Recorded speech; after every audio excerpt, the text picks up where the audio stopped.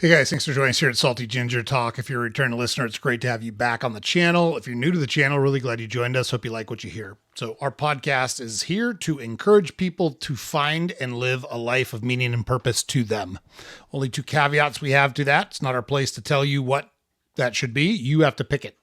But it should be something you pick that's important to you and not what society tells you, not what the people around you tell you, what's important to you, what makes you get up and attack life. That's what you should be going after. And you should be doing that is to the maximum effort that you can. You should be giving everything you have towards whatever is important to you. It's the whole point of the podcast. And so it's a lot about mindset. It's a lot about personal growth.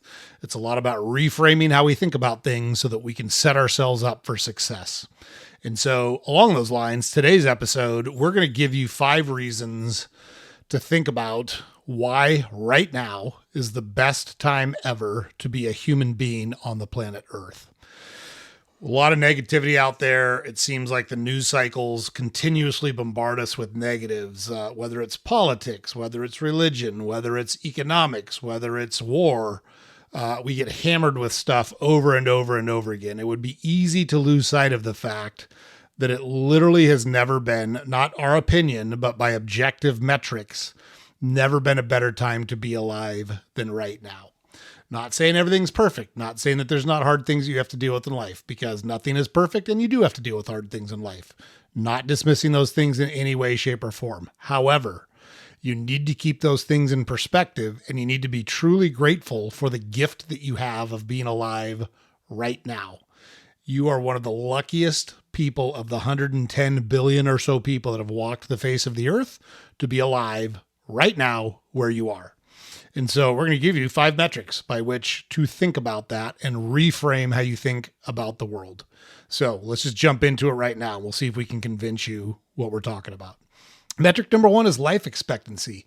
We live right now far longer than ever before in human history. For most of human history, people died pretty young. Infant mortality was very high. There was disease. There were way more wars than there are now. There was way more famine than there is now. All of those pulled down the average lifespan very, very low. Today, it's pretty routine for average life expectancy or lifespan to be in the 70s or even in the 80s, depending on what country or what part of the world you live in. So let's just look at some of those statistics so you don't have to just take my word for it. In 1900, the global average life expectancy everywhere around the world was 32 years. You averaged 32 years of life before you died. Okay? By 2023, that was more than double. It was 73 years in 2023. That was the life expectancy. In the US, the life expectancy rose from 47.3 years in 1900 to 78 plus years in the 2000s. Now, in the recent years, there's been things that have maybe made that slide back a little bit. Opioid crisis. There's some debate around COVID, but there's been a lot of death around those types of issues, and that has caused those things to stall a little bit, but it's still way better now than it ever has been. So the net of it is, if you live into your 70s or your 80s, if you survive your infancy, you're already beating what most humans have ever averaged, ever in human history. You've literally won the genetic lottery by being alive right now.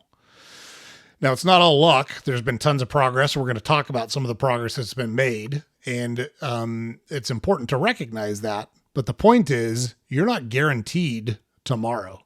You're not guaranteed the rest of your life. You don't know what's coming down the road. You don't know what's going to happen. So you don't want to waste your time thinking, I'll do it tomorrow. I'll have time later on, somewhere down the road. That needs to be now. You need to have a sense of urgency around the things that are important to you, your family, relationships, experiences. Building a business is a great experience. Really pouring yourself into your career is a great experience. Having a great marriage is a great experience. Raising children is a great experience. You should be appreciative of those things that you have the opportunity to do. And you want to take care of yourself to extend that for as long as possible. So start by picking one health habit. How much do you sleep? How much do you move around or exercise every day? How do you eat? Do you seek medical professionals on a regular basis. Protect your life, put yourself in the best position possible to maximize the useful years you have on the earth and make the most of those minutes and days and hours that you have. Okay. All right. Number 2, global poverty has plunged. More people right now are living with basic standards and above the poverty line than ever before in human history. A century ago, just 1 century ago, 1925, nearly everyone lived at a subsistence level. There was no global safety net. If things went wrong, it was up to you to figure it out. There's no food, that's on you. There's no water, that's on you. Can't find a job, that's on you. Now, hundreds of millions of people have been lifted above extreme poverty. That shift is historic and we dismiss it. We don't even pay attention to it because we spend so much time focusing on the things that are right around us that we don't like. Are those things real? Sure they are. But do they pale in comparison to how we as humanity have advanced? Yes, they do. And we need to think about that much more reasonably and much more often than we do. So today, 700 million people, that's 8.5% of the global population, live in extreme poverty. That in extreme poverty means earning less than $2.15 a day. Now, over the past few decades, that number is down over the past few decades. The extreme poverty rate has fallen dramatically, lifting hundreds of millions of people out of absolute destitution. But progress has slowed a little bit, and many still live just above the poverty line. So I'm not trying to make it sound like everything's hunky-dory and we should all hold hands and sing Kumbaya. But the reality is more people now live above the poverty line than ever in human history right now. The baseline floor of life is higher now for billions of people. Most people have access to the basics. More people have access to the basics than ever before right now. It doesn't mean poverty's gone. It doesn't mean we don't have work to do. It doesn't mean there's not still people suffering, because there are. But the scale of improvement and the ability we have to minimize that problem and keep shrinking it as we move forward is impressive. We need to recognize how far we have come as human beings, and we shouldn't just assume that just surviving is the standard. We want to use the energy and momentum that we've developed over this past 30, 40, 50 years and keep pushing forward to keep improving the world for more people. That's why we challenge you to live a purposeful life. A purposeful life might mean you start the next startup that solves hunger, solves the water issues in places that don't have water, solves cancer. Who knows? You don't know if you don't take your shots, but you've got to take your shots. Go after what's important to you. Go after what's makes you passionate, and be one of the people that makes a difference. You make a difference by living your life to the maximum value that you can. And that's different for everybody. That's why we challenge you to do it. Okay, number 3, we're more peaceful now than ever. There's fewer war deaths and conflicts per capita than ever before in human history. Now, it's easy to think we live in dark times. We've got Israel, Gaza. We've got Russia, Ukraine. We've got several wars in Africa. Totally got it. Those are all real. When you see the news, it can feel like, everything's falling apart. The world's falling apart. But on a historic scale, fewer people die in organized conflict right now than in almost any other century. And yes, the global population has gotten bigger. You may say there's more people dying now as a percentage of the population. There's less people dying in conflicts right now than ever before in human history. War used to be a fact of life, and now it's the exception in most parts of the world. Since 1800, many of the deadliest wars, World War I, World War II, account for massive spikes in those conflict deaths.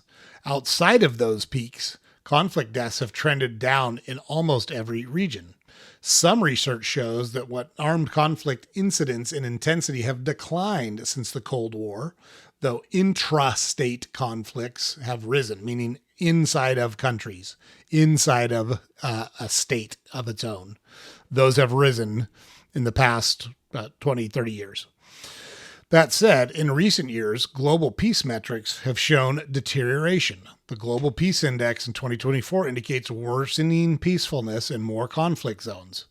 But even with these modern upticks, the scale of destruction is often still lower than in prior century scale wars. So what does that all mean? We don't live in a warless utopia. Not saying that everything's perfect, not saying that everything's awesome, but the odds of you, any one particular person, dying in a war right now are far lower than in earlier eras. Having that relative peace gives you a margin to build, to create, to live without constant fear. And we should be taking advantage of that. Don't take your peace for granted. When you enjoy order, infrastructure, and systems, it's a gift. We need to enforce the laws that we have. We need to hold people accountable that are doing bad things in society or to society. We want to use the peace that we've developed to invest in growth, in relationships, and missions. We've got to stop arguing with each other about stupid shit and focus on building a better world together. And we've done that, and that's why we've seen the incidence of global conflicts decreasing over time, which is a good thing. Okay, number 4, amenities and life essentials are far more ubiquitous now than they've ever been in the past. Try to imagine a world without electricity, without indoor plumbing, without reliable food, without clean water, without basic medical care. For most of human history, that was the default for everybody. You didn't have electricity. If you did, you were rich. That's been a very recent development in the last 120 years for people to have electricity. Indoor plumbing, same thing. There's people alive right now who grew up without indoor plumbing or electricity. Reliable food, that's a new thing. Clean water, that's a new thing. Basic medical care, that's a new thing. Billions enjoy these amenities now. That's a radical shift from where we were just 100 years ago. And we just take it for granted because it's what we expect now. Access to electricity, for example. In 2000, 20% of the world lacked electricity. Right now, it's fewer than 1 in 10. So 90% of the world has access to electricity. That is unbelievable when you look at it across human history. And we take it for granted that when we go flip the switch, the light's going to come on. We plug in our phone to charge, it's no problem. We turn on the oven, it's going to heat up our food. A fridge is going to keep our food cold. The air conditioner heater is going to kick on when we're hot or cold, whatever the case may be. We take it for granted. Indoor plumbing, safe water. Harder to find exact global data on this one, but the trend has been a massive improvement in sanitation. Think about New York City before cars, when horses used to just walk down the street, dropping loads and pissing in the streets. People were dumping they didn't have indoor plumbing, so they were dumping their feces and their urine out in buckets, into the rivers, into the lakes, into the oceans. All of that has been cleaned up now to a much, much more broad scale. And we don't have to worry about those things anymore, and we just take it for granted. That's very recent development, last 100 years. Medical care. Many formerly fatal diseases are now treatable or preventable. We've got a ton of great vaccines that we use. We've got antibiotics. There's surgery. There's maternal care. There's all sorts of advances in medical care that allow us to live much longer and survive our birth. Just surviving our birth is a big deal. We're going to talk about it a little bit later, but it used to be very common for babies to die when they were born, and it's much less common now. Shelter and food. Famine, death by hunger or starvation used to be common. Global food production, transport, distribution have improved tremendously in the last 100 years, to the point that very few people die of those things now. There's still people that do, so let's just not fool ourselves and say we've got it all fixed and there's nobody out there suffering, because there are people out there suffering. But when you look at the grand scale, when you look at the entire world, way better now than it's ever been. The baseline of having enough is globally much, much higher. Many of the things that used to be considered luxuries were once impossible. We consider them luxuries, are once impossible for millions of people. The massive infrastructure is quietly taken for granted. We just expect all this stuff to work, and it's very, very new to society to have indoor plumbing, to have access to medical care, to have electricity, to have shelter that's temperature controlled. It's the foundation that makes all of our higher aspirations possible. We need to be grateful for it. We need to recognize that right now is the best time ever to be alive, and we need to get after it while we're alive. Be grateful for all those things around you. The roads, the power, the hospitals, the water, all of it is a gift to you. Don't waste it. Use it. Maintain it. Push it upwards. Make it accessible for others. Make sure you are grateful for the things that you have, because most people, If you were born 500 years ago, you wouldn't have any of the stuff that you have now. If you were born 200 years ago, you wouldn't have it. And we take it for granted. And we've got to do a better job of being grateful for those things because it'll change our mindset. It'll make us happy to be alive, and it'll make us go after the things that are important to us. And number 5 is just technology and automation. They've given us much more freedom and the choice to do what we want with our time. That did not used to be a thing that people had the luxury of. Technology has expanded human capability, reduced labor burdens, opened communication, opened travel, the sharing of information, provided entertainment around the world. Because of this, many, many more, hundreds of millions, if not billions of people have more free time and more options now than any generation that came before us. It's pretty spectacular when you stop and think about it. And we don't do that enough. So time studies, the American Time Use Survey, measure how people allocate hours between work, between play, doing things they need to do, chores around the house, et cetera, et cetera. Over the past century, machines have displaced many manual repetitive tasks.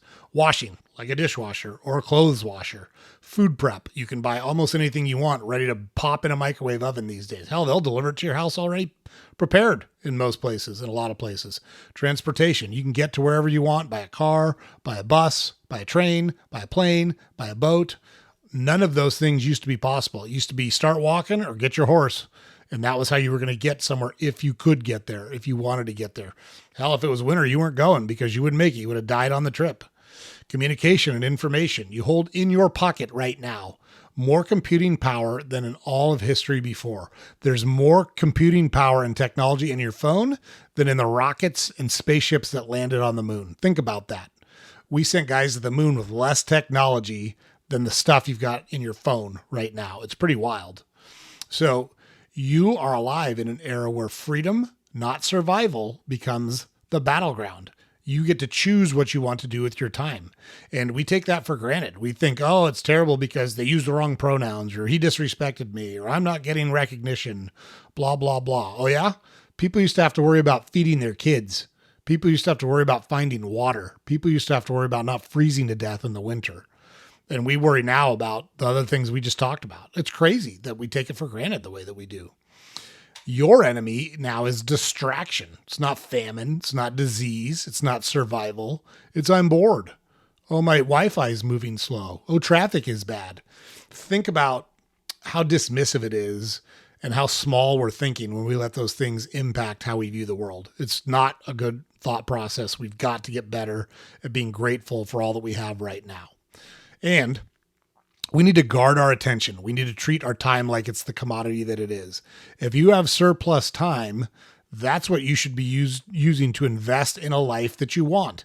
Maybe it's health stuff. Maybe you can do food prep and start eating better. Maybe you can work out more. Maybe you can start the side hustle or the business that you've wanted to start. Maybe you can invest it in a relationship. You can do a lot of things other than Netflix, other than gaming online, other than doom scrolling on social media. Use that time to its maximum benefit because you don't know how much of it you have. That's the one place we're all equal. Everybody gets 24 hours a day until the last day of their life, and then it's all gone. You don't want to be laying there thinking, I wish I'd have done something better with the time that I have. Use tech as leverage, not a leash. Don't rely on it. Don't let it run your life. Let it free you. Don't let it capture you and enslave you. Okay? So, let's end with this. If you'd have been born 500 years ago, you would have had a 1 in 3 chance of dying before you reached the age 5. Let me say that again to just really put this in perspective. If you had been born 500 years ago, you would have had a 1 in 3 chance of dying before you reached the age 5. Congratulations. You won the genetic lottery by being born right now. If you'd been born 150 years ago, wars, plagues, famine would be part of your daily life. You would worry about those things realistically daily. You probably wouldn't have had power. You probably wouldn't have had sanitation like running water and indoor plumbing. You probably wouldn't have been able to move around and go wherever you wanted. You probably wouldn't have had great medical care. 150 years ago, all that wouldn't have existed. But today, despite all the problems we've got, despite all that's imperfect, and I'm not saying there's not problems. I'm not saying that everything's perfect. Clearly, there's problems that we want to deal with as a society and things we want to get better at. But you live in a moment right now that has more opportunity, more security, and more margin than humanity has ever seen. And we spend so much time sitting around bitching about things, and we got to quit doing it. Got to change our mindset. We got to be grateful for being alive right now, and we need to attack life and build the life that we want. You should be what you want to see in the world. You need to go be that. Don't talk about being a great dad. Be a great dad. Don't talk about being a great husband. Be a great husband. Don't talk about being a great mom or wife. Be a great mom or a great wife, or a lawyer or a ballerina or a teacher or whatever. Doesn't matter what it is. Give it everything you've got. That's where you're going to see a change in your life. You're going to go from a victim mentality to an owner mentality to a stewardship mentality. You're going to go from complaining to showing gratitude. You're going to go from passivity to activity. You're not going to sit around. You're going to take action and go after the things that you want. You want to use your life to build, to serve, to innovate. Don't squander what thousands of generations before us have given to us and passed on to us through their fight, through their struggle to keep our species propagating and moving forward.